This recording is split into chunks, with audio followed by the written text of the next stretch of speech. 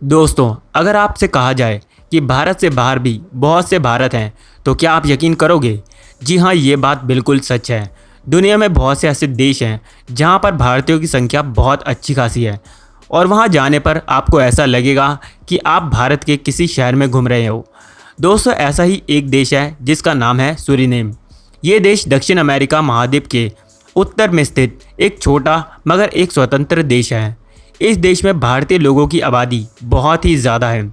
इस देश में भारतीयों और हिंदुओं की आबादी बहुत ज़्यादा होने के कारण इसे भी मिनी हिंदुस्तान भी कहा जाता है। तो दोस्तों, आज मैं आपको लेकर के चलता हूँ सूरीनेम और बताऊँगा सूरीनेम से जुड़े बहुत ही इंटरेस्टिंग फैक्ट्स हमारी फैक्ट्स किताब में से। तो दोस्तों, अगर आप पहली बार इस चैनल पर आए हो तो प्लीज़ इस चैनल को अभी सब्सक्राइब कर दें और बेल आइकन को ज़रूर दबा दें ताकि आप आने वाली वीडियो की नोटिफिकेशन सबसे पहले पहुँचे। तो वीडियो को शुरू करते हैं। तो दोस्तों, सूरीनेम को आधिकारिक तौर पर सूरीनेम गणराज्य के नाम से जाना जाता है। ये देश 25 नवंबर 1975 को नीदरलैंड से आज़ाद हुआ था। अगर मैं सूरीनेम देश के क्षेत्रफल की बात करूं तो इस देश का कुल क्षेत्रफल है 1,63,821 वर्ग किलोमीटर। देखा जाए तो ये क्षेत्रफल के मामले में भारत के 7वें बड़े राज्य आंध्र प्रदेश के बराबर है। वहीं अगर इस देश की जनसंख्या की बात करूं तो इस देश की जनसंख्या लगभग 6 लाख है। दोस्तों, सूरीनेम की राजधानी परमारिबो शहर है जो इस देश का सबसे बड़ा शहर है। देश की लगभग 40% आबादी परमारिबो में रहती है। दोस्तों, यहाँ पर भारतीयों की संख्या की कुल आबादी का 27.5% है। वहीं यहाँ पर ज़्यादातर लोग ईसाई धर्म को मानते हैं, जबकि अगर मैं हिंदुओं की बात करूं तो वो दूसरे नंबर पर है जो कि 22.5% है। दोस्तों, इस देश का बॉर्डर पूर्व में फ्रेंच गुयाना और पश्चिम में गयाना से जुड़ती है और दक्षिणी सीमा ब्राज़ील और उत्तरी सीमा अटलांटिक महासागर से जुड़ती है। दोस्तों, सूरीनेम में लगभग 14 भाषाएं बोली जाती हैं। यहाँ की 60% आबादी डच भाषा बोलती है, जबकि भोजपुरी, जिसे यहाँ पर सूरीनेम हिंदी भी कहा जाता है, यहाँ की तीसरी सबसे ज़्यादा बोली जाने वाली भाषा है।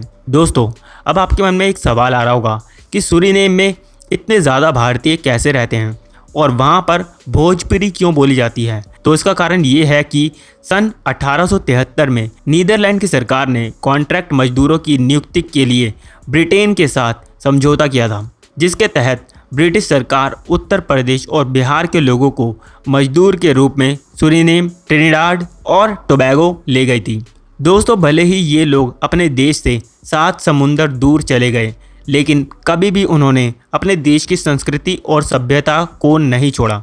यही कारण है यहाँ पर लोग भारतीय संस्कृति और सभ्यता से आज भी गहराई से जुड़े हुए हैं। दोस्तों, जब ब्रिटिशर्स भारत से लोगों को सूरीनेम ले जा रहे थे तो वो आपस में बात करते समय सूरीनेम शब्द को बार बार बोल रहे थे। तब वहाँ मौजूद भारतीयों को लगा कि अंग्रेज उन्हें श्री राम नामक धाम पर लेकर जा रहे हैं। उसके बाद जब वो सूरीनेम देश पहुँचे तब जाके उन्हें समझ में आया कि वो सूरीनेम नाम के किसी दूसरे देश में आ गए हैं। दोस्तों, इस देश में सूरीनेम नाम की एक नदी बहती है। वहाँ पर रहने वाले भारतीयों ने इसका नाम श्री राम रख दिया है। इसी श्री राम नदी के तट पर हर साल 15 दिन के लिए कुंभ मेले का आयोजन किया जाता है। ये कुंभ मेला यहाँ पर हर साल 14 से 30 जनवरी तक लगाया जाता है। दोस्तों, सूरीनेम देश में कुल 10 जिले मौजूद हैं। आप ये बात जानकर हैरान हो जाएंगे कि पूरे सूरीनेम देश में केवल एक ही सिनेमा घर मौजूद है, जिसका नाम है TDL सिनेमाज। दोस्तों, मैं आपको बता दूं, सूरीनेम ने पहली बार 1960 में ओलंपिक्स में हिस्सा लिया था और अभी तक सिर्फ एक गोल्ड और एक ब्रॉन्ज मेडल जीता है। ये दोनों मेडल्स सूरीनेम के एक तैराक एंथनी नेस्टी ने सन 1888 और 1992 में जीते थे। दोस्तों, सूरीनेम में लोग लेफ़्ट साइड में गाड़ी चलाते हैं। सूरीनेम के अलावा ऐसा करने वाला एकमात्र अमेरिकी देश गुयाना है। दोस्तों, सूरीनेम के राष्ट्रपति का नाम है चंद्रिका प्रसाद चंद संतोखी है। दोस्तों, आप जानते ही हैं कि हमारे देश में संस्कृत को सबसे पिछड़ी हुई भाषा माना जाता है। संस्कृत पढ़ने, बोलने और लिखने वालों को इंग्लिश बोलने वाले लोग गंवार और अनपढ़ मानते हैं। आप ये बात जानकर हैरान हो जाएंगे कि जब सूरीनेम के राष्ट्रपति श्री चंद्रिका प्रसाद जी ने जब राष्ट्रपति चुनाव में चुने गए तब उन्होंने अपना शपथ ग्रहण संस्कृत में ही किया था। इसके अलावा उन्होंने अपने शपथ ग्रहण के दौरान संस्कृत के मंत्र और श्लोक भी पढ़े थे। दोस्तों, इस 2021 में आई नई बीमारी की वजह से प्रवासी भारतीय दिवस को वर्चुअली आयोजित किया गया। साथ ही उस साल के मुख्य अतिथि सूरीनेम के राष्ट्रपति श्री चंद्रिका प्रसाद जी को ही बनाया गया। अपने संबोधन के दौरान उन्होंने भोजपुरी में बात करके सबका दिल जीत लिया। उन्होंने हम भारतीयों को संबोधित करते हुए जो बात कही वो मैं आपको पढ़ के सुनाता हूँ। उन्होंने कहा, मेरे प्यारे प्यारे भारतीय प्रवासी भैया और बहना लोगन, हमार ओर से आप लोगन को राम जोहर पहुँचे का हाल बा। हमार देश सूरीनेम की ओर से इस प्रवासी भारतीय दिवस पर हृदय से अभिनंदन प्रस्तुत करीला। दोस्तों, सूरीनेम की जीडीपी 4.11 बिलियन डॉलर है। इसके बावजूद यहाँ की 1/4 आबादी प्रतिदिन $2 से भी कम में अपना जीवन यापन करती है। दोस्तों, सूरीनेम की करेंसी का नाम है सूरीनेमी डॉलर है। और आप ये जानकर हैरान हो जाएंगे कि आज 29 अप्रैल 2022 को एक सूरीनेम डॉलर की वैल्यू 3.68 इंडियन रुपीज़ है। दोस्तों, सूरीनेम के लोग प्रकृति को बहुत ज़्यादा प्यार करते हैं और वो पेड़ पौधों की पूजा करते हैं और जंगलों की कटाई करने वाले को वहाँ पर मृत्यु दंड की सज़ा मिलती है। इतना ही नहीं, वहाँ पर पेड़ पौधों की फ़ोटो खींचना भी मना है।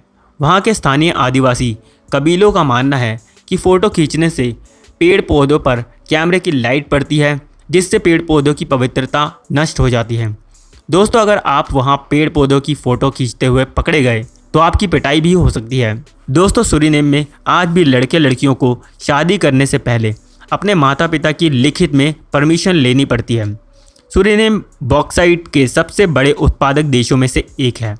बॉक्साइट का सूरीनेम की इकोनॉमिक्स में कितना बड़ा योगदान है, ये आप इस बात से समझ सकते हैं कि सूरीनेम की इकोनॉमी का लगभग 15% इनकम बॉक्साइट के एक्सपोर्ट से ही आती है।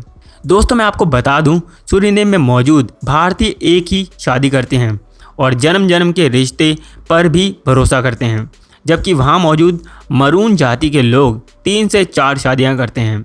इतना ही नहीं, वहाँ पर कुछ जातियाँ तो ऐसी हैं जहाँ पर औरतों के 1 से ज़्यादा पति होते हैं। दोस्तों, आज की ये वीडियो आपको अच्छी लगी तो प्लीज़ इस वीडियो को लाइक और शेयर ज़रूर करें और इस चैनल को सब्सक्राइब करें और बेल आइकन को ज़रूर दबाएं। तो मिलता हूँ अगली वीडियो में।